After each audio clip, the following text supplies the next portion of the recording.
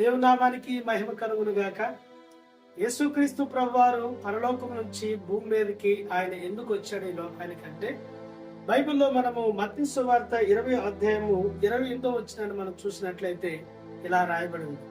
ఆయన పరిచర్య చేయించుకోవటానికి ఈ లోకానికి రాలేదు, కానీ ఆయన పరిచారం చేయుటకు ఈ లోకానికి వచ్చాడని, అనేకులకు ప్రతిగా ఆయన తన ప్రాణాన్ని పెట్టుటకు ఈ లోకానికి వచ్చాడన్న మాటని మనము మత్తయి సువార్త 20:28వ వచనంలో చూస్తాం.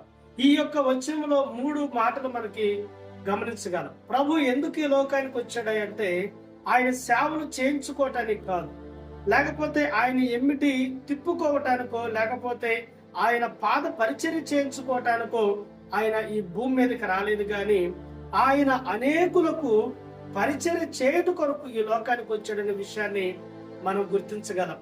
అందుకే యేసు ప్రభు కుంటివారికి పరిచర్య చేశాడు, గుడ్డివారికి పరిచర్య చేశాడు, రోగగ్రస్తులకు పరిచర్య చేశాడు, చలాంతర రోగంతో ఉన్న వారికి పరిచర్య చేశాడు, కుష్ఠ రోగులకు పరిచర్య చేశాడు, పాపులకు పరిచర్య చేశాడు. చివరికి శిలువ ప్రక్కన ఉన్న దొంగకి కూడా ఆయన పరిచర్య చేస్తూ ఆయన శిష్యులకు చెప్పిన మాట, మీరు కూడా నా వలె ఇతరులకు పరిచర్య చేయండి. సేవ చేయటానికి మీరు పిలువబడ్డారు, కానీ సేవ చేయించుకోవడానికి మీరు పిలువబడలేదని ప్రభు చెప్తూ వచ్చాడు. ఆయన పరిచర్య చేసి ఇతరులకు పరిచర్య ఎలా చేయాలో చూపించాడు ఆయన. అంత మాత్రమే కాదు, ప్రభు ఎందుకు వచ్చాడంటే, అనేకులకు ప్రతిగా విమోచనకి గుర్తుగా తన ప్రాణాన్ని పెట్టడానికి ఈ లోకానికి వచ్చాడు. ఆయన పరిచర్య చేయవాడుగా ఉన్నాడు. ప్రభువు తన ప్రాణాన్ని ఈ లోకంలో ధారపోయటానికి, తన రక్తాన్ని ఈ లోకంలో చిందించటానికి ఆయన ఈ పాపుల కొరకు ఈ లోకానికి వచ్చినట్లుగా మనం చూస్తాం. ఆయన ధర్మశాస్త్రాన్ని నెరవేర్చడానికి ఈ లోకానికి ఆయన వచ్చాడు.